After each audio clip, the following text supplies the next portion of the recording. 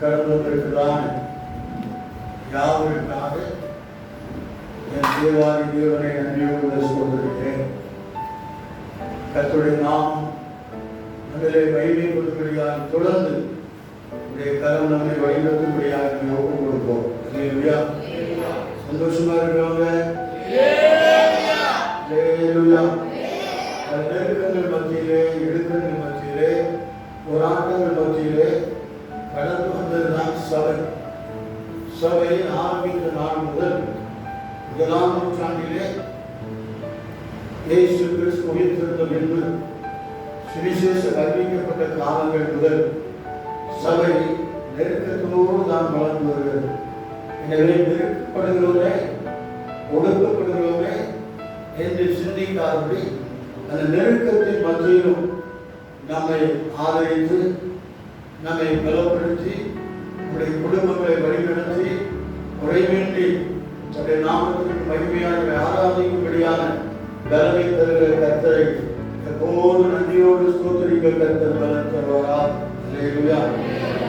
நாம் இந்த உலகத்திற்குரியவர்கள் அல்ல, இந்த பூமிக்குரியவர்கள் அல்ல என்று சொல்லுவதனாலே வரப்போவதை நாடி தேடுகிறோம் என்பதுதான் கிறிஸ்தவ வாழ்க்கையின் ஆழமான அனுபவம். வரப்போகிறதை நாடி தேடுகிறோம். இங்கே நாடி தேடி தேடி இங்கே இருக்கல்ல, வரப்போகிறதை நாடி தேடுகிறோம்னாலே நமக்குள் இருக்கிற கம்பீரத்தை சாத்தான் ஒருபோதும் குறைத்து போனதே இல்லை. கர்த்தருக்கு ஸ்தோத்திரம். 1ஆம் சங்கீதத்தை கர்த்தர் எனக்கு பிள்ளைகளை ரொம்ப போட்டார். பிள்ளைகளுக்கு ஆலோசனை சொல்ல வேண்டும். இன்றைக்கு துரு ஆலோசனைகள் பெறுகின்ற காலம், துரு உபதேசங்கள் பெறுகின்ற காலம், எல்லாம் நல்லது போல பேசி ஜனங்களை திசைத்திருக்கிற ஒரு காலம்.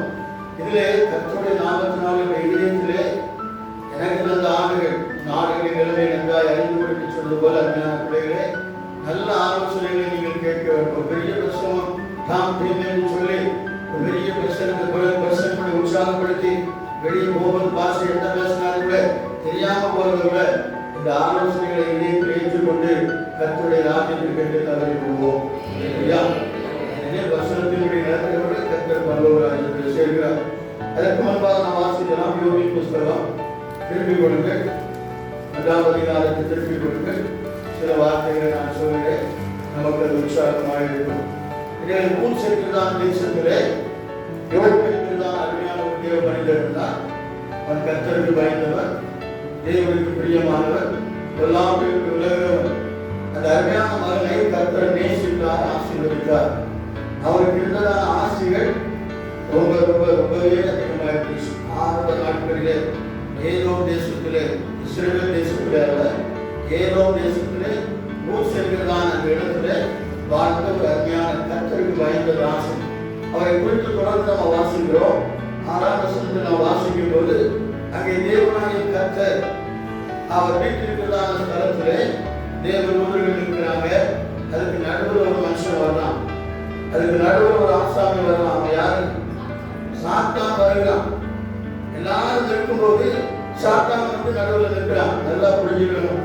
நீங்க பார்க்கும்போது ஒருத்தவங்களை கவனிச்சுட்டே இருப்பான், ஜோமனுக்கும் ஒருத்த கவனிச்சுட்டு இருப்பான், நம்ம குடும்பத்துல இருந்து கவனிச்சுட்டு இருப்பான். அப்படி இப்படி பார்க்கிறோம். இரவும் பகலும் அவருடைய பிள்ளைகளை ராது பண்ணி குற்றப்படுத்துகிற சாத்தான் தள்ளப்பட்டுப்போம். அப்படின்னா நம்ம மேல என்ன குற்றம் கண்டுபிடிக்கலாம். ரொம்ப ஜாக்கிரதையா இருக்கணும், ரொம்ப விழிப்பா இருக்கணும். நம்ம எங்க இருக்கிறோம், அதான் முதல் சரீரத்துல எங்க இருக்கிறோம், எங்க நடக்கிறோம், எங்க போகிறோம், என்ன ஆலோசனை பின்பற்றுகிறோம், கவனமா இருக்கணும். இங்க அருமையான மனுஷன் தேவனுக்கு பயந்தவன், பொல்லாப்புக்கு விலகிறவன். இப்ப சாத்தான் வந்து எல்லாம் நினைக்கிறான். ஆண்டவர் ஒரு கேள்வி கேட்கிறார், சாத்தானே நீ சொல்லுங்களேன், எங்கே இருந்து வருகிறார்? என்ன பதில் சொன்னா, உலகம் எங்கிலும் சுற்றி வருகிறேன், உலாவி வருகிறேன். நல்லா இருக்கிற பதிச்சுடுங்க. அவன் சொல்றான், நான் உலகம் எங்கிலும் உலாவி வருகிறேன். இன்னைக்கு உலகம் எங்கிலும் என்ன உலாவிட்டு இருக்கு சொல்லுங்க. உலகம் எங்கிலும் கொரோனா இருக்கிறாங்க, சாத்தானே செய்யறான், உலாவிட்டு இருக்கான், சுற்றி சுற்றி வந்துட்டு இருக்கான். அப்படி வந்துட்டு இருக்கான்னு சொல்லல. அப்புறம் அருமையான தேவனாகிய கர்த்தர் கேட்கிறார், என் தாசனாகிய யோபின் மேல், பாத்தீங்களா, இந்த கொரோனாவும் தேவனுடைய பிள்ளைகளை விட்டு வைக்கிற மாதிரி தெரியல. அதை சொல்றது பாருங்க, சொல்றது சாதா சொல்றான், நான் உலகம் எங்கிலும் சுற்றி திரிந்து கொள்ளாது வருகிறேன். ஆண்டவர் உடனே கேட்கிறார், என் தாசனாய் யோபின் கண் வைத்தாயோ? அவன் என்ன பதில் சொன்னா? 8ஆம் வசனத்துல சொல்றான் பாருங்க, நீ அவரை சுற்றி என்ன செய்திருக்கிறீர்? வேலி அடைத்திருக்கிறீர். வாசிங்கமா சத்தமா. என் தாசனாகிய யோபின் மேல் கவனம் வைத்தாயோ? உத்தமனும் சன்மார்க்கனும் தேவனுக்கு பயந்து பொல்லாப்புக்கு விலகுவதுமாகிய அவனைப் போல அவன் என்ன சொல்றான்? வாசிங்க. அதற்கு நான் கர்த்தருக்கு பிரதியுத்தரமாக, யோபு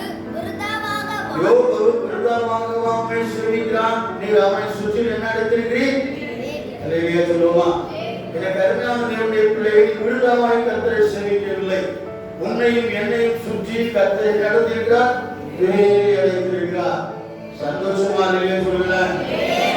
சாத்தான் உலகம் எங்கிலும் சுற்றி வருவது போல இந்த கொரோனா வியாதி இந்த உலகத்தை சுற்றி வந்து லட்சக்கணக்கான ஜனங்களை அழைத்துக் கொண்டிருக்கும் போது, எனக்கு அருமையான தேவனுடைய பிள்ளையே, நீ உத்தமனாய், நீ சன்மார்க்கனாய், தேவனுக்கு பயந்து பொல்லாப்பை விட்டு விலகுகிற தேவ பிள்ளையாக இருக்கும் போது, உனக்கு விரோதமாக எழுப்புகிற ஆயுதங்கள் வாய்க்காதபடி நம்மை சுற்றிலும் கர்த்தர் வேலி அடைத்திருக்கிறார்.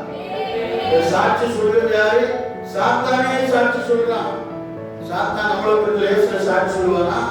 சொல்ல மாட்டான். நமக்கு பிரியமானவங்களே சாட்சி சொல்ல விடுறாங்க. சாத்தான் சாட்சி சொல்லுவான். சாத்தான் சொல்லுகிறான், அவரை சுற்றிலும் வேலி அடைத்திருக்கு, விருதாவாகவும் சேவிக்கிறான். அதனால தேவ சமூகத்தில் வந்து எனக்கு அருமையான தேவ பிள்ளையே, உங்கள் ஒவ்வொருவருக்கும் கர்த்தருடைய வசனம் சொல்லுகிறான். ஒரு ஆதலான ஒரு கம்பீரமான ஒரு சப்தம், நாம் விருதாவாய் கர்த்தரை சேவிக்கவில்லை. கரங்களை கட்டி கர்த்தரை மகிமைப்படுத்துவோமே. எல்லாரும் கரங்களை கட்டி கர்த்தரை மகிமைப்படுத்துவோமே. நாம் விருதாவாய் கர்த்தரை சேவிக்கவில்லை. நம்மை சுற்றிலும் கர்த்தர் வேலி அடைத்திருக்கிறார். சாத்தான் எந்த உலகத்தில் சுற்றி வந்தாலும் நம்மை தொடாதபடி கர்த்தர் பாதுகாக்கிறார். ஆமென் சொல்லுமா. அதற்கு பின்பு தேவனுடைய அன்பை நாம் தொடர நல்ல சாட்சி ஒருவனால் கொடுக்கப்படுகிறது. அவன் பிராமணனாக இருந்தாலும் நீரவனை சுற்றிலும் வேலி அடைத்திருக்கிறார். நல்லா நம்ம குடும்பத்தை சுற்றிலும் கர்த்தர் அடைத்திருக்கிறார். நம்ம வீட்டை சுற்றிலும் அடைத்திருக்கிறார். நம்முடைய சபை சுற்றிலும் அடைத்திருக்கிறார்.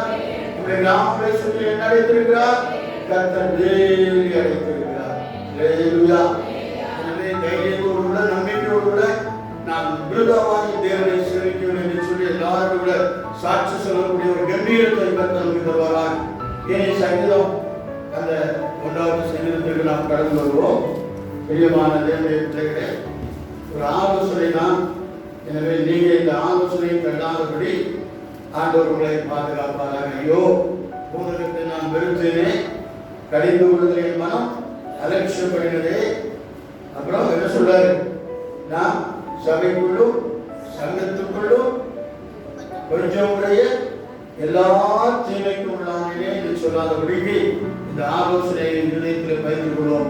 கடந்த வாரத்திலே 1வது பகுதியை பார்த்தோம். துன்மார்க்கருடைய ஆலோசனையில் நடவாதே. துன்மார்க்கருடைய ஆலோசனை என்ன? துன்மார்க்கன் யார்? அவர் என்னென்ன ஆலோசனை கொடுப்பார்? அந்த ஆலோசனை நடக்கும்படி கர்த்தர் நம்மை ரட்சிக்கவில்லை.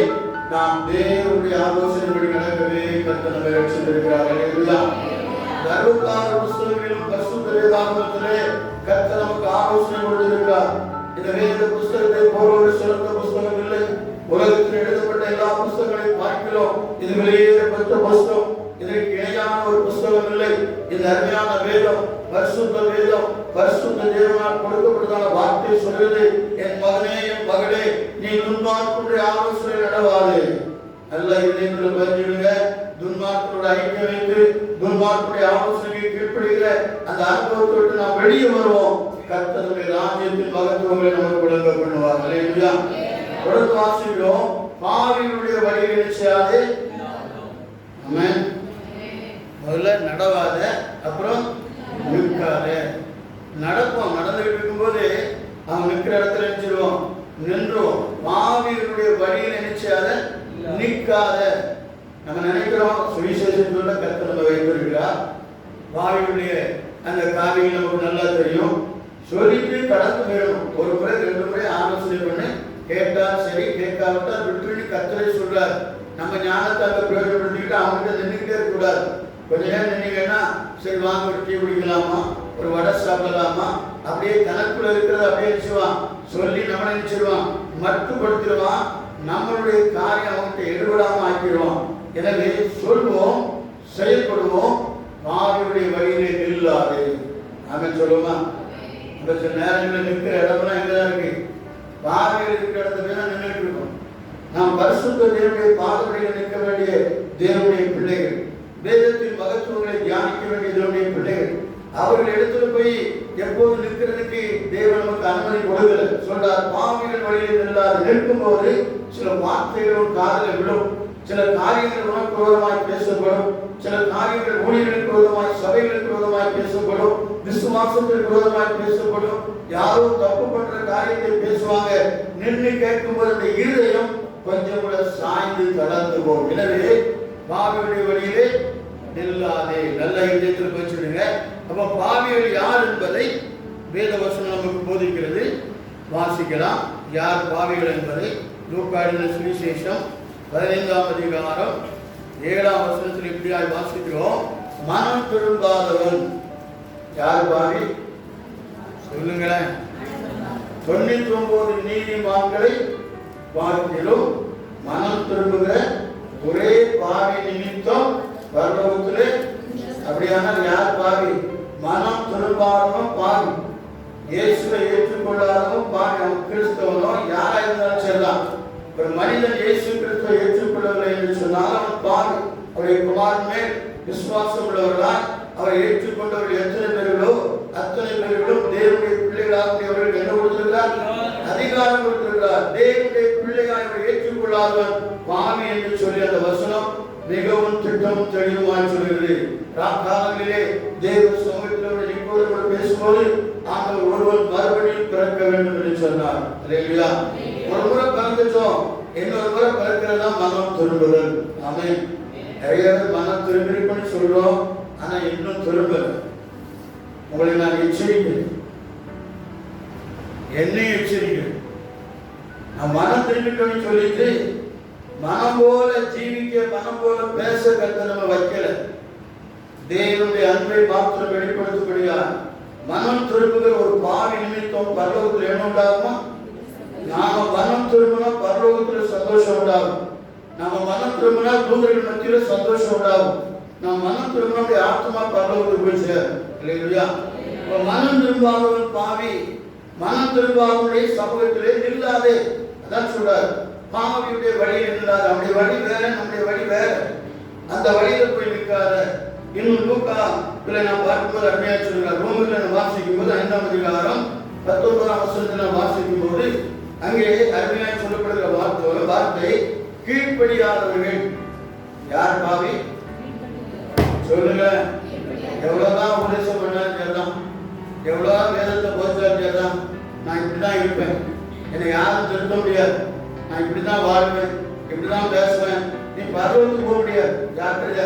யாரா இருந்தாலும் சரிதான், என்னை சேர்த்தா நீ கீழ்ப்படியாத பட்சத்துல வேதம் சொல்லுறது, மனைவிகளே உங்கள் புருஷருக்கு சொல்லுங்களேன் கீழ்ப்படிங்க. இன்னைக்கு ஆதாம் கீழ்ப்படியில, ஆண்டோடைய சத்தத்துக்கு கீழ்ப்படியில முதல் மனிதன். அதனால தோட்டத்தை விட்டே வெட்டப்பட்டான். அவன் கீழ்ப்படியாமையினாலே பாவம் செய்தபடினாலே இன்னும் பாவம் ஒவ்வொருத்தரையும் தொத்திக்கிட்டு இருக்கு. நம்மை கர்த்தர் எதற்காக அழைத்திருக்கிறார்? கீழ்ப்படிவதற்கென்றே அழைத்திருக்கிறார். அல்லேலூயா. நீ கீழ்ப்படியலைன்னா நஷ்டம் உனக்கு தான், எனக்கு தான். ஆண்டவருக்கு இல்லை, வேதத்திற்கு இல்லை, சபைக்கு இல்லை, உனக்கு தான், எனக்கு தான் என்பதை மறந்து போகாது. அப்படியா? கீழ்ப்படியாதவர்களை குறித்து ரோமருக்கு எழுதும் போது அவர் எழுதுகிறார். அந்த 5ஆம் அதிகாரம் 7ஆம் வசனத்தை வாசிக்கிறேன் சத்தமா. அல்லாமலும் ஒருவனுடைய மீறுதலினாலே அந்த ஒருவன் மூலமாய் மரணம் ஆண்டு கொண்டிருக்க கிருபையின் பரிபூரணத்தையும் நீதியாகிய ஈவின் பரிபூரணத்தையும் பெறுகிறவர்கள் இயேசு கிறிஸ்து என்னும் ஒருவராலே ஜீவனடைந்து ஆழ்வார்கள் என்பது அதிக நிச்சயமாமே. ஆகையால் ஒரே மீறுதலினாலே எல்லா மனுஷருக்கும் ஆக்கினைக்கு ஏதுவான தீர்ப்பு உண்டானது போல ஒரே நீதியினாலே எல்லா மனுஷருக்கும் ஜீவனை அளிக்கும் நீதி ஏதுவான தீர்ப்பு உண்டாயிற்று. அன்றியும் ஒரே மனுஷனுடைய கீழ்ப்படியாமையினாலே அநேகர் பாவிகளாக்கப்பட்டது போல ஒரே மனுஷன் மனுஷனுடைய கீழ்ப்படியாமையினாலே அநேகர் என்னானார்கள்? எனக்கு அருமையான தேவ பிள்ளையே, நாம கீழ்ப்படியலன்னா நல்லா புரிஞ்சிடுங்க. அநேகர் பாவிகளா மாற்றப்படுறாங்க.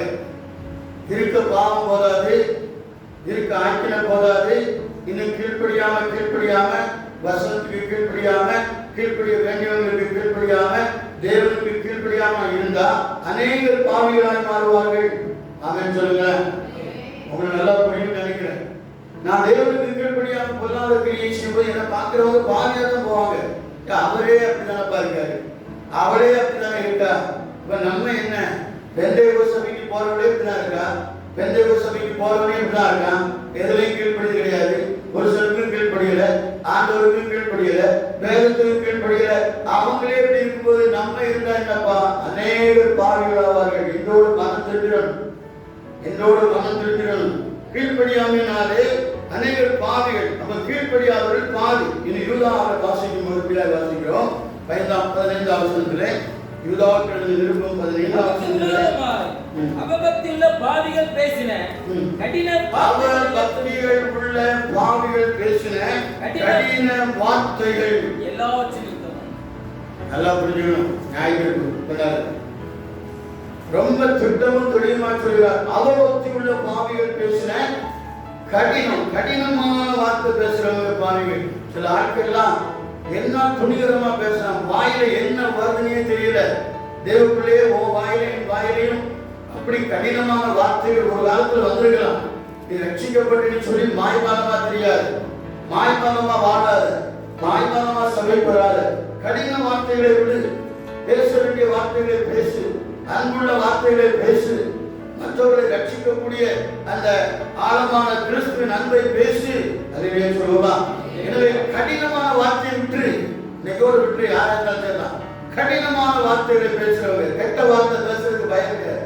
யாரை பற்றியும் துராகிரம் பேச பயம் கிடையாது. கடினமா கேட்க முடியாத வார்த்தைகள், சொல்லக்கூடாத வார்த்தைகள், எதிரையும் கடினம், இருதய கடினம், பிடரி கடினம், நெஞ்சு கடினம், மூல கடினம். அப்படி கடினம் உள்ளவர்கள் யாரா? பாக்கியவான்கள் சொல்லி பாவிகள். அவங்களுக்கு பின்னால் நியாய தீர்ப்புகள் சொல்லி இன்னைக்கு தெரியாது. ஞாபக புத்தகத்தில் எல்லாம் குறிக்கப்பட்டிருக்கு, கிளீனா குறிக்கப்பட்டிருக்குது. நம்ம டெய்லி என்ன இருந்து படுக்க வரைக்கும் படுக்கும்போது சிந்திக்க எல்லாம் நியாய புத்தகம் ஞாபக புத்தகம் தெரிஞ்சிருக்கு. அதனால ஜாக்கிரதையா இருக்கணும். அப்புறம் பிரசிக்கிறத வாசிக்கும் போது உங்களுக்கு தெரிந்த ஒரு அருமையான வசனம் 1:18 வசனம். அங்கே நான் வாசிக்கும் போது ஒரு பாவியான மனுஷன் என்ன செய்வானா? மிகுந்த நன்மைகளை கெடுப்பான். வாசிக்கிறேன். யுத்த ஆயுதங்களை பார்க்கிற ஞானமே நலம். பாவியான ஒருவன் மிகுந்த நன்மை. பாவியான மனுஷன் யுத்த ஆயுதங்களை பார்க்கணும் ஞானமே நலம். அப்ப ஞானம் இல்லாத ஒரு மனுஷன் பாவி. அந்த பாவியான மனுஷன் என்ன செய்வானா? நன்மையை மிகுந்த நன்மைகளை கெடுப்பான். நல்லா படிச்சுடுங்க. கர்த்தர் நம்ம ரட்சித்ததுக்கு ஒரு நோக்கம் உண்டு. மற்றவங்களுக்கு நன்மை செய்யும்படியாக கர்த்தர் ரட்சித்திருக்கிறார். ஆமென் சொல்லுவோமா? சத்தமாக சொல்லுவோங்க. நீ மிகுந்த ஒரு நன்மையை செய்யும்படியாக கர்த்தர் வைத்திருக்கிறார். வெளிய நீ பாவியாய் இருந்து மிகுந்த நன்மைகளை கெடுக்கிறது. என்ன மிகுந்த நன்மைகளை கெடுக்கிறது? ரட்சிக்கப்பட்ட தேவனுடைய பிள்ளையே, கர்த்தருடைய சபையிலே அங்கமாக இருக்கிற தேவ பிள்ளையே, அபிஷேகம் பெற்று சொல்லி கொக்கரிக்கிற தேவனுடைய பிள்ளையே, நம்முடைய வார்த்தை மற்றவர்களுடைய நன்மையை கெடுக்க கூடாது. நான் கிராம ரீதியில் பேசுறேன். நமக்கு நல்லா தெரியும், ஒரு வீட்டுக்கு ஒரு நன்மையான காரியம் நடக்க போகுது அப்படின்னு சொன்னா உடனே அங்க ஒரு புயல் இருக்கும். அந்த நன்மை நடக்காம இருக்கிறதுக்கு என்ன செய்யலாம்? அதுக்குன்னே அபிஷேகம் பெற்ற ஆட்கள். அது யாரோ செய்வாங்க. நீ செய்யாத மற்றவங்களுக்கு ஒரு நன்மை வருதா? ஆண்டவரே அந்த நன்மை நடக்கட்டும். ஒரு நாள் தான் நன்மை செய்ய முடியல, ஒரு நாள் தான் ஒரு காரியத்தை அவங்களுக்கு செய்ய முடியல. யாரோ வந்து நன்மையை கொடுக்க வர்றாங்க, அதுல குறுக்க போய் நிற்காது. சில ஆட்கள் அதுல துணிகரம் வந்துட்டா உசுரி வாரத கூட எப்படிதான் கண்டுபிடிப்பாங்களோ அப்பா எனக்கு தெரியல. என்னதான் அவங்களுக்கு தடை எடுக்கிறான் தண்ணியில, உடனே போய் அவன் எத்தனை மைல் பஸ் ஏறி போய் அங்க பிடிச்சிருந்தான், ஊதிட்டு வந்துடலாம். இவன் பாவி, அவன் கிறிஸ்தவனா இருக்கலாம், யாரா இருக்கலாம், ரட்சிக்கப்பட்டன்னு சொல்லலாம். இப்படி ஊதி கெடுக்கிறான் பாவி. அதான் சொல்றார், மிகுந்த நன்மைகளை கெடுப்பான். இன்னும் நம்ம பாடியில் நம்ம கிராமத்தில் பார்க்கிறோம். ஏழை பிள்ளைகள் இருக்கிறாங்க, அரசாங்கம் ஏதோ ஒரு உதவி செய்யும்படியாக வாங்கிக்கிறது. அந்த பிள்ளைகளுக்கு வாங்கிட்டு ஒரு 1000 ரூபாய் 2000 ரூபாய் கொடுக்க வாங்கிக்கிறது. இதை என்ன செய்து போய் அவளுக்கு என்ன இருக்கு, வீடு இருக்கு, வயல் இருக்கு, அவங்களுக்கு இந்த இருக்கு அந்த இருக்கு, உனக்கு எதுக்கு இந்த வேலை, இதுக்காக கர்த்தர் வச்சிருக்கிறாரு. அது ஏதோ ஒரு நன்மை யாருக்கு கிடைக்கும். நீ உன் கையில இருந்து ஒரு நாள் நீ எச்சுக்கையாலும் காக்க வெட்டாத ஆளு, நல்லா தெரியும்.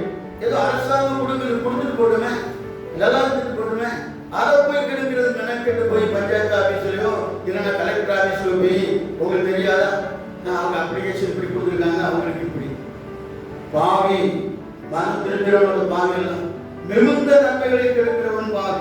ஆமென் சொல்லுவோமா? எனவே இவ்விதமான பாவங்களை செய்கிற பாவியுடைய வழியிலே இல்லாமலும் சில ஆட்களுக்கு அதான் இன்ட்ரெஸ்டா இருக்கு. வசனத்தை பேசுற ஆட்களுக்கு இருக்க மாட்டாங்க, வரவும் மாட்டாங்க. 4 மாதம் ஆச்சு ஏசப்பா, அவங்க எங்க இருக்கிறாங்கன்னு எனக்கு தெரியும். செய்தி வந்து போன் பண்ணா கிடைக்க மாட்டாங்க, கேட்டா நாங்க வீட்டிலே தான், வீட்டுல காத்து அடிக்கிறது இல்லை. ரொம்ப கடூரமான ஒரு செயல். ரட்சிக்கப்பட்ட பிள்ளைகள், அதில் வயதானவங்க, உங்களை கர்த்தர் ரட்சித்திருக்கிற நோக்கம் பழைய பாட்டில் ஒரு 4 ஆலயத்தில் இருந்து கர்த்தரை மகிமைப்படுத்தி ஒரு பெரிய குழந்தையை பெற்றுக்கொண்டார், ஆண்மகனை பெற்றுக்கொண்டார். புதிய பாட்டில் அண்ணாவுடைய தாயார் 80-85 வயசுல ஆலயத்திலே கிடந்த போது யாரை கண்டார்கள்? இயேசுவை கொண்டு வருவதை கண்டாங்க. நீ ஊரை சுற்றிட்டு வீடு கூட சுற்றிட்டு என்னைக்கு இயேசுவை பார்க்க போற, என்னைக்கு இயேசுவை பார்க்க போற கேட்டா வீட்டிலே தான் இருக்கு. அதான் செய்தி வந்திருந்த, அங்க போய் இந்த துராகரம் பண்ணாங்க, இங்க போய் இதை பேசிவிட்டாங்க, இங்க இடத்துல ஒன்று விட்டாங்க. இதெல்லாம் கேட்க வேண்டிய காரியம் இல்லை. அப்ப நம்ம வாழ்க்கையிலே நாம் மிகுந்த நன்மைகளை கெடுக்கிற பிள்ளைகளாக அல்ல, கர்த்தருடைய சமூகத்தில் இருக்கிற பிள்ளைகளாக இருக்கணும். அப்படிப்பட்டவர்களை விட்டு நம்ம விலகிடணும். அவங்கள போய் உட்கார்ந்துக்கிட்டு அவங்களோட குழாவிட்டு கொஞ்சிக்கிட்டு ஒரு நாள் ஒன்றுமே தான் அவங்க மனம் திரும்ப போறதே இல்லை. உன் மனம் திரும்பலையும் கெடுத்துடுவாங்க. அதனால பார்வையுடைய வழியில் நினைச்சாத நில்லாத நில்லாத நில்லாத. இப்ப யாரெல்லாம் பார்வையிட்டு சொல்லியாச்சு. இனி இந்த பார்வையில் நினைச்சுவாங்க. நீதிமொழிகள் 1ஆம் அதிகாரத்தை திருப்பி வச்சு கொடுங்க. நீதிமொழிகள் 1ஆம் அதிகாரத்தை திருப்பி வைத்துக் கொள்ளுங்க. சொல்கிறோம், கர்த்தருக்கு மகிமை உண்டாக வசனத்தை வாசிக்கிறேன். நீங்க எல்லாம் நல்ல அறிஞ்ச பிள்ளைங்க தான், தெரிஞ்ச பிள்ளைங்க தான். கர்த்தருக்கு மகிமையாக கீழ்ப்படிங்க. வாசிக்கிறோம் 10ஆம் வசனத்தில், பாவிகள் உனக்கு நயம் காட்டினாலும், யாரு பாவிகள் என்ன காட்டுறவன்? நயம் காட்டினாலும் நீ சம்மதியாது. நீ சம்மதியாது. நயம் காட்டுவாங்க, நல்லா தெரியும். ரட்சிக்கப்பட்டவங்க எந்த ஊருக்கு கோயில் போறாங்க, கர்த்தருடைய பிள்ளைகள் எந்த ஊருக்கு கோயில் சொல்லி கஷ்டப்பட்டு போனோம். ஆவிக்குரிய சபை போறாங்க, ஆவிக்குரிய பிள்ளைகள் தெரியும். அவங்க வந்து நயம் காட்டுவாங்க. என்ன நயம் காட்டுவாங்கன்னா, வாசிமா, எங்களுடைய வா ரத்தம் சிந்தும்படி நாம் பதிவிருந்து. பாவிகள் எப்படி பாத்தீங்கன்னா, நீ என்னப்பா அங்க போயிட்டே கிடக்க, என்னத்தை கண்டா அங்க போய் நீ அங்க போயிட்டு என்னத்தை கண்டா குடும்ப ரத்தம் போற ஒண்ணு போற. எங்களோட வா நினைச்சோம், ரத்தம் சிந்தும்படி பதிவிருப்போம். குற்றமற்ற இருக்கிறவர்களை, அது மாத்திரமல்ல, குற்றமற்ற இருக்கிறவர்களை முகாந்திரமின்றி பிடிப்போம். பாவிகளுடைய வழியை பார்த்தீங்களா, பாவிகளுடைய நிலைமை பார்த்தீங்களா. அதான் கர்த்தர் சொல்கிறார், நீ பாவிகளுடைய வழியில நில்லாத, நீ பரலோகவாசி, நீ தேவனுடைய பிள்ளை, நீ தேவனுக்காக ஜீவிக்க வேண்டிய மகள். எனவே அவங்க சொல்லுவாங்க, எங்களோட வாப்பா. அது மாத்திரமல்ல, ரத்தம் என்று பதிவிருப்போம், முகாந்திரமின்றி பிடிப்போம். பாதாளம் விழுங்குவது போல் நாம் அவர்களை உயிரோடு விழுங்குவோம். எப்படி பாதாளம் விழுங்குவது போல நாம் அவர்களை உயிரோடு விழுங்குவோம். யாரை விழுங்கலாம், யாரை அழிக்கலாம், யாரை இல்லாமல் ஆக்கலாம், இது யாருடைய வேலை? பாவிகள். அதனால பாவிகள் உனக்கு நயம் காட்டினாலும், நிறைய பேர் நயம் காட்டி கொண்டு நம்மளுக்கு குடியில தலைவாங்க.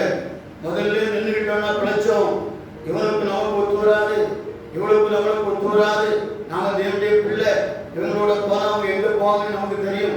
தெரியாம போன ஒரு காலம் இருக்கு, நம்ம வாழ்க்கையில தெரியாம போன ஒரு காலம் இருக்கு. அதனால அவங்களுடைய குடியில அகப்படல, கர்த்தர் பாதுகாக்கிறார். ஆனால் எனக்கு கருமையான தேவனுடைய பிள்ளையே, அவங்களை பற்றி தெரியும் போது வீணான வம்புக்கு அழைத்து செல்வார்கள், வீணான வம்பிலே கொண்டு மாட்டி விடுவார்கள். மாட்டி விட்டு தூரம் போயிடுவாங்க. வேதனைப்படுகிறது நம்ம தான். எனவே தொடர் வாசிமா, பாதாளம் விழுங்குவது போல் நாம் அவர்களை உயிரோடு விழுங்கப்படுவது போல் அவர்களை முழுமையும் விழுங்குவோம். குழியில் இறங்குகிறவர் விழுங்கப்படுவது போல. நம்ம குழியில யார் கூட இறக்குவாங்க? கடைசியில குழி யார் விழுந்து நமக்கு தெரியும். அட்ரஸ் இல்லாம ஆக்குவோம், அட்ரஸ் இல்லாம ஆக்குவோம். அவன் இருக்கிறது நமக்கு நல்லா இருப்பா. அவன் இருந்தா நம்ம டிவி செய்து அவன் எதிர்த்து பேசிட்டே இருப்பான். அவன் எதிர்த்து பேசுவான், அவனுக்கு பிடிக்காது. அவனை குடிய தோண்டி இறக்கிட்டு சொல்லுவாங்க, குடிய தோண்டி புதைச்சிருவாங்க அப்படிம்பாங்க. அவன் மானுடைய வேலை தான். இப்படிப்பட்ட மனுஷனோடு நீ நடவாத, நில்லாத. கர்த்தர் சொல்கிறார், நான் சொல்லல. கரெக்டான தேவனுடைய பிள்ளையே, குடியில இறங்குறவர்களை போல இறக்கி கழிவோம், இல்லாம ஆக்கிடும். அட்ரஸ் இல்லாம சில பேசுவாங்க, அட்ரஸ் இல்லாம ஆக்கிடும். எத்தனை பேர் ஆக்கிட்டு இருக்காங்க? நீங்க பாக்குறீங்களா? பேப்பர்ல நீங்க பாக்குறீங்களா? செய்தியில அதற்குரிய பலனெல்லாம் பரலோகத்தில் நியாயத்திற்கு நாள் இருக்குங்கிறது அவங்களுக்கு தெரியல, நமக்கு தெரியும். அதனால பார்வையுடைய வழியில் நில்லாத. விலை உயர்ந்த சகலவித பொருட்களையும் கண்டடைவோம். என்ன சொல்றாங்க? எப்பா நீ எங்களோட வந்தா போதும், விலை உயர்ந்த சகலவித பொருட்களை எப்படி கண்டுபிடிக்க முடியும்? பேப்பர்ல பாக்குறோம். தங்கம் எத்தனை கிலோ எடுத்துட்டாங்க, கொள்ளடிச்சிட்டாங்க, பீரோ லட்சத்தை எடுத்துட்டாங்க. இதெல்லாம் யார் வேலை? பாவியோட வேலை. அவங்களோட போனா சொல்லுவாங்க, பணமரத்து மூட்டில இருந்து பாலை குடிச்சாலும் சொல்ல மாட்டீங்களே. பணமரத்து மூட்டில இருந்து பாலை குடிச்சாலும் கண்டுபிடிக்கணும் தான் அர்த்தம். அதுபோல எப்படிப்பட்ட நபரோடு சேர்ந்து போகும்போது அவங்க என்ன சொல்லுவாங்க? அந்த வசனத்தை திரும்பி வாசிக்கணும். விலை உயர்ந்த சகலவித பொருட்களையும் கண்டடைவோம். கொள்ளை பொருட்களால் நம்முடைய வீடுகளை நிரப்புவோம். நிறைய பேர் கேட்கும்போது சொல்றாங்க, என்னதான் செய்ய போய் சொல்றீங்க? என்ன போய் கணவனுக்கு வீட்டுக்குள்ள வீடு உடைச்சிட்டு நாங்க திடீர்னு சம்பாதிக்கப்படி திடீர்னு ஐஸ்வர்யனாகி இந்த தேசத்துல எப்படி வாழணும்னு நினைச்சோம்? ஜாலியா வாழணும்னு நினைச்சோம். இந்த தேசத்துல சந்தோஷமா வாழணும்னு நினைச்சோம். அதான் அந்த பாவி வேலை. கடைசியில் என்ன? சந்தோஷமா வாழ்கிறாரு, நமக்கு தெரியும். உள்ள உட்கார்ந்து இருக்காரு. அதனால விலை உயர்ந்த சகல விதமான பொருட்களை கண்டது எங்க போய் கண்டடைய முடியும்? ஒரு பக்கம் இப்படிதான். அப்புறம் கொள்ளை பொருளினால் நம்முடைய வீடுகளை எதனால் நிரப்பும்? கர்த்தர் நமக்கு கையின் பிரயாசங்களை தந்திருக்கிறார். ஆமென் சொல்லுங்க. போகாதங்க. கையின் பிரயாசங்களை தந்திருக்கிறார். வயல்வெளி பிரதேசத்திலே கையின் பிரயாசங்களை வைத்திருக்கிறார். வேலையிலே கையின் பிரயாசங்களை வைத்திருக்கிறார். வேதம் சொல்லும்போது பிரயாசப்பட்டு பயிரிடுகிறவன் முந்தி என்ன செய்வான்? பலனிலே பங்கடைவான். எனவே பிரியமான தேவனுடைய வேலை கர்த்தர் தந்திருக்கிற வேலையை உண்மையாயிரு. அதனால வருகிறதான லாபத்தை கொண்டு கர்த்தர் வீடுகளிலே பொருட்களை நிரப்புவார். உனக்கு தந்திருக்கிற வியாபாரம், உனக்கு தந்திருக்கிற மிருகஜீவன், உனக்கு தந்திருக்கிற கற்பத்தின் கனிகள், இவைகளின் மேலே நீ உண்மையாயிரு. கர்த்தர் இதனால என்னுடைய வீடுகளை நிரப்ப உண்மையுள்ளதாயிரு. கொள்ளை பொருளினால் அல்ல, பாவிகள் கொள்ளை பொருளினாலே தன்னுடைய வீடுகளை நிரப்பி அவன் கொண்டு போவது என்னையா கொண்டு போவான்? ஒன்னும் கொண்டு போக மாட்டான், ஒன்னும் சொல்ல கொண்டு போக மாட்டான். அவங்ககிட்ட போய் ஐக்கியம் வச்சிருக்கோம், அவங்ககிட்ட போய் நிற்கிறோம் அப்படின்னா விட்டுறோம். இயேசு சீக்கிரம் வர போகிறார். எங்களுடைய பங்காளிகளாயிரு. 16 வசனம் வரைக்கும் எங்களுடைய பங்காளிகளாயிரு. நம்ம எல்லோருக்கும் ஒரே பை இருக்கும் என்று அவர்கள் சொல்வார்களாக. அதுக்கு பிறகு பாத்தீங்களா எங்களுடைய எப்படி give us a company. எங்களுக்கு கம்பெனி கொடுப்பா. எங்களுக்கு என்ன கொடு? பாவிக்கு கம்பெனி கொடுத்துருந்தா ரட்சிக்கப்படுமா? பாவிக்கு கம்பெனி கொடுத்துருந்தா கர்த்தர் நம்ம சபையில வச்சிருக்காரு. அவங்ககிட்ட போக போக நிற்க இப்படி குரு ஆலோசனை கொடுத்து யார் கஷ்டப்படுறா? இப்படி கொடுக்க வசனம் சொல்றாங்க இல்ல, வாரிய புத்தகம் போய் களவாண்டுட்டு சென்னை படிச்சுட்டு வீடு எழுந்து வீடு உடைச்சு கடைசியில் என்ன சொல்றான்? இப்படி அவங்க கூட நான் போனேன், நான் செய்யலாம். அவன் இப்படி சொன்னா அவனை கேட்டா திடீர்னு நாங்க நினைச்சலாம் பெரிய மனுஷன் ஆயிரம் பார்த்தோம். இதெல்லாம் உனக்கு வேண்டாப்பா, உனக்கு பரலோகத்தில் நான் நினைச்சிருக்கேன். மிகுந்த செல்வத்தை வைத்திருக்கிறேன், அடியாத செல்வத்தை வைத்திருக்கிறேன், ஒருவரும் களவாண்டு கொண்டு போக முடியாத செல்வத்தை வைத்திருக்கிறேன். நீ எனவே அவங்களோட போய் கம்பெனி கொடுக்க வேண்டிய அவசியம் இல்லை. எங்களுடைய பங்காளியார்கள் எல்லாருக்கும் ஒரே பயிர். எப்படி ஆகியோட அருமையை சொல்றாங்க பாத்தீங்க. நீங்க ஒண்ணு நினைப்பீங்க, வீட்டுல கூட நமக்கு மனைவி ஒரு நல்ல பயிர் தரலையே, அவன் எண்ணெய் தானே கொடுக்குறா. நம்ம புருஷனாக நினைச்சா கபலத்திலிருந்து எண்ணெய் தான் கொடுக்காரு. இவர் ரெண்டு பேருக்கும் ஒரே பயிர் சொல்றாங்க. அப்படின்னா ஒரே பயிர் தான் எப்பவுமே செய்யலாம். அவன் எடுத்துக்கலாம், இவன் எடுத்துக்கலாம், எடுத்துக்கலாம். தான் ஒரே பயிர். ஆனா அப்படி அவன் பவரமான ஆளு. பயிரை நிரப்பின உடனே பொருட்களை பீச்சு தள்ளி விட்டுவான். கடைசியில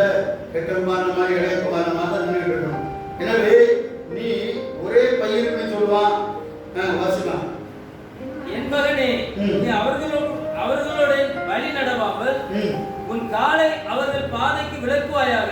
ஆமா, இதுவரைக்கும் அப்படிப்பட்ட நம்ம கர்த்தர் இந்த ஒன்றாம் செய்ய ஆலோசனை சொல்லுங்க, ஆலோசனையா சொல்றேன். பிரசன்னமா நீங்க இருக்கிற காலம் ஒரு ஆலோசனை அவர்களோடு என்ன செய்யாத வழி நடவாது.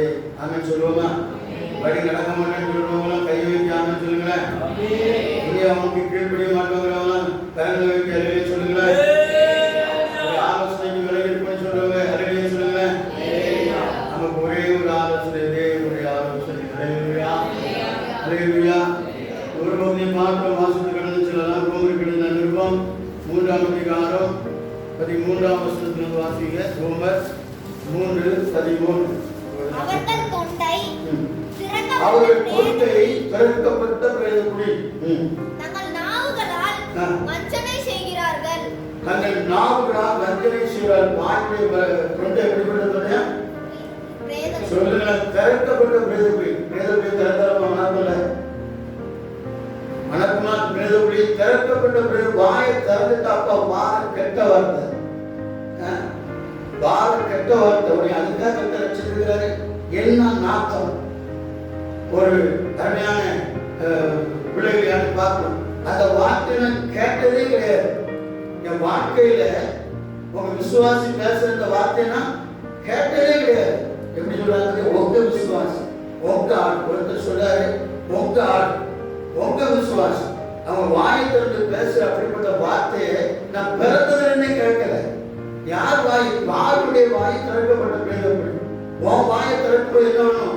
இயேசுவின் அன்பும் ரட்சிப்பின் சந்தோஷமா இருக்கும். அல்லேலூயா, அல்லேலூயா.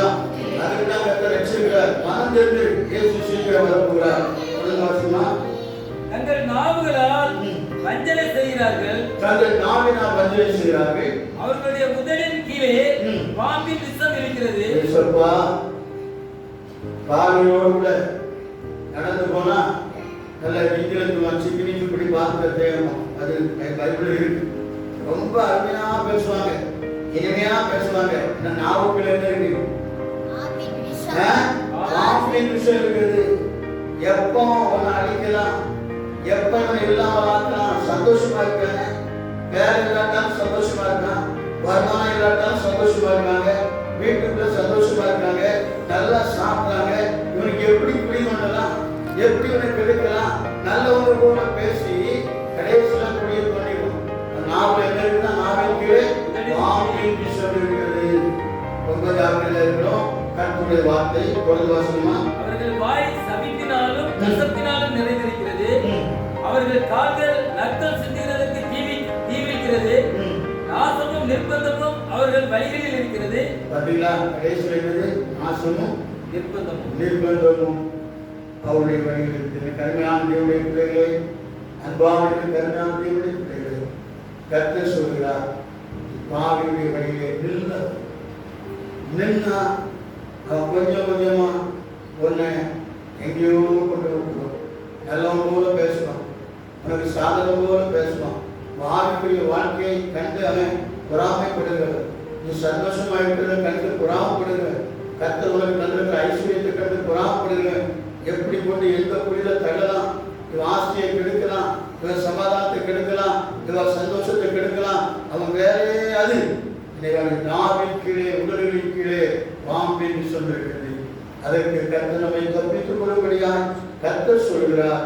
அந்த மனம் நிர்வாகத்தோடு கூட நீ கலவாதே, அந்த கீழ்ப்படியாக கூட கலவாதே, கடினமா பேசுறவங்க நீ கலவாதே. மாத்திரமல்ல, மற்றவனுடைய நன்மையை கெடுத்துக் கொண்டிருக்கிறாரே அவர்களோடு நீ சகவாசம் வைக்காதே.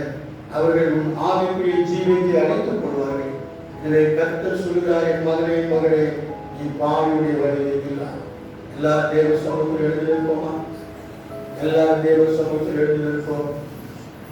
பாவியுடைய வழியை கர்த்தர் நமக்கு தெரிவிப்பாராக. பாவியுடைய வழியை நிற்காதபடி கர்த்தர் நம்மை பாதுகாப்பாராக. பாவிகள் அவர்கள் நம்மோடு கூட பேசுகிற வார்த்தைகள் நல்லவைகள் போல இருக்கும். ஆனால் நமக்கு விரோதமாய் குழி தோண்டுவார்கள், நமக்கு விரோதமாய் பொய் பேசுவார்கள், நமக்கு விரோதமாய் வஞ்சகம் பேசுவாங்க, நம்மகிட்ட நல்லவங்க போல பேசுவாங்க, நமக்கு பின்னால போய் நம்மளை பற்றி கெடுத்து பேசுவாங்க, நமக்கு முன்னால நம்மளை உயர்த்தி பேசுவாங்க. அங்க பின்னால போய் என்னைக்கு சாவம், என்னைக்கு வா சாவம், என்னைக்கு இந்த குடும்பம் அழியும் அப்படின்னு பின்னால போய் பேசுவாங்க.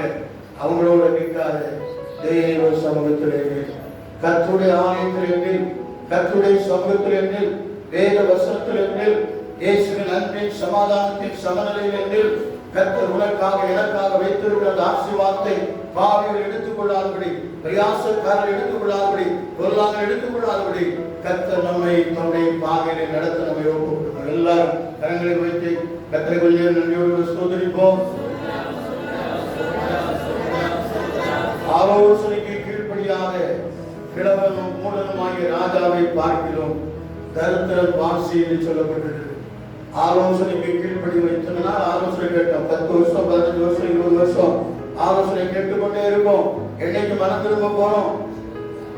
ஆண்டவர் சொன்னார், நிக்கோதேமை பார்த்து ஒருவன் மறுபடியும் பிறவாவிட்டால் தேவனுடைய ராஜ்யத்திற்குள் பிரவேசிக்க மாட்டான். எனக்கு அருமையான தேவனுடைய பிள்ளையே, நம்முடைய மனம் திரும்புதல் தேவனுடைய ராஜ்யத்திற்குள் நம்மை பிரவேசிக்கப்படும். கர்த்தரை நன்றியோடு ஸ்தோத்திரிப்போமா? கர்த்தர் நம்முடைய ஆலோசனைப்படி நடக்க நம்மை ஒப்புக் கொடுப்போமா? ஆவி ஆத்மா சரீரம் முழுவதும் ஒப்புக் கொடுப்போமா? கர்த்தரை ஸ்தோத்திரிக்க ஒப்புக் கொடுப்போம். ஆண்டவரே, ஆவியின் ஆத்மா சரீரம் முழுவதும் கரங்களில் ஒப்புக் கொடுக்கிறேன். சீக்கிரமாய் வரப்போகிற மெசியாவே, சீக்கிரமாய் அழைத்துக் கொள்ளும்படியாய் வருகிறவரே, பாவனுடைய வழிகளை விலக்கி காத்துக்கொள்ளும். மாட்டுடைய வழிகளை விலக்கி காத்துக்கொள்ளும். பொறாமைக்காரருடைய வழிகளை விலக்கி காத்துக்கொள்ளும். என்னை ஞான குறைகளை எடுத்து போடும். இந்த அறிவியல்களை பதினான்களை எடுத்து போடும், எடுத்து போடும். நாங்களுடைய ராஜ்யத்தின் பிள்ளைகளப்பா, நாங்கள் பரலோகவாசிகள். இந்த பூலோகத்திலே உமக்கு பிரியமாய் நடந்து ராஜ்யத்தை சுதந்திரித்துக் கொள்ளும்படியா, வருகைக்கு ஆயத்தப்படும்படியாய் ஒவ்வொருவரையும் கர்த்தர் பலப்படுத்துகிறார். கர்த்தரை செய்யும்படியாய் கர்த்தரை நன்றியோடு ஸ்தோத்திரிப்போம். கர்த்தருடைய சமூகத்தில் இருக்கிற கர்த்தரை கனப்படும்படியாய் ஆயத்தப்படுவோம். அன்பின் பரலோக பிதாவே, நாமத்திற்கு வைத்திருந்தால் எங்களை கொண்டு சேர்ந்தால் நோக்காய் சொல்கிறோம். இந்த சமூகத்தில் உற்சாகமாய் வந்து அமர்ந்திருக்கிற எங்கள் ஒவ்வொருவரோடு இடைவிட்டு அன்புக்காக நன்றி செலுத்துகிறோம். எங்கள் மனிதர்களை எங்களை விட்டு அகற்றமானவர்கள், உடைய பலவீனங்களை எங்களை விட்டு அகற்றும், உடைய முட்டாள்தனங்களை எங்களை விட்டு அகற்றும். ஆண்டவருடைய ஞானத்தினால் எங்களுடைய பிள்ளைகளை நிரப்பும். ஆண்டவரே, பாவியுடைய வழியை அடிக்கடி போய் நிற்பதனாலே என்னுடைய பிள்ளைகள் ஆண்டவரே அந்த வழியை கற்றுக்கொள்வார்கள். உடைய பிள்ளைகளை கற்றுக்கொள்ளும் போது அவருடைய எதிர்காலம் பாதிக்கப்படும். எனவே பாவியுடைய வழியை விட்டு விலகி ஜீவிக்க எங்கள் ஒவ்வொருவருக்கும் பலத்தார். பிள்ளைகளுடைய கரத்தின் பிரிவுகளை ஆசிரியக்கிறார். ஆண்டவரே, பிள்ளைகள் கொடுத்த பயப்படை பிரதேசங்கள் என்னும் வேலைகள், தொழில்கள், வியாபாரங்கள் எல்லாம் மிருகத்தினுடைய ஆசிரியக்கிறார். தூரத்திலும் சமீபத்தில் இருக்கிறான் அவருடைய பிள்ளையுடைய கையை பிரியவை கற்று ஆசிரியக்கிறார். கற்பத்தின் கனிகளை ஆசிரியக்கிறார்கள். இடப்படாமல் போக மட்டும் ஆசிரியர் சொன்னவர் எப்படியாய் ஜீவித்து எல்லாம் விலகி ஜீவித்து ஆசீர்வாதங்களை சுதந்திரத்துக் கொள்ள உதவிச்சு என் நாமத்திற்கு மகிமையாக கரம் நட்டுகிற ஒவ்வொரு பிள்ளைகளை ஆசிரியர் உமக்கே துதிகர மகிமை செலுத்துகிறோம். இயேசுவின் பரிசுத்த நாமத்தில் ஜெபிக்கிறோம் அன்பின் பிதாவே. ஆமென். ஆத்துமாவே கர்த்தரை ஸ்தோத்திரி, என் முழுவதுமே பரிசுத்த நாமத்தை ஸ்தோத்திரி. என் ஆத்துமாவே கர்த்தரை ஸ்தோத்திரி, அவர் செய்த சகல உபகாரங்களை மறவாதே. ஆமென். நம்முடைய கர்த்தராகிய இயேசு கிறிஸ்துவின் கிருபை, பிதாவாகிய தேவனுடைய அன்பு, பரிசுத்த ஆவியானவருடைய அன்பின் சிநேகம் கர்த்தருடைய வருகை மட்டும் நம்மிலே நிலைத்தும் நிறைந்தும் இருப்பதாக. ஆமென். ஹல்லேலூயா, ஹல்லேலூயா, ஹல்லேலூயா. ஸ்தோத்திரம், கர்த்தருக்கு ஸ்தோத்திரம். கர்த்தருடைய நாமத்தினால் எல்லாரையும் வாழ்த்துகிறேன்.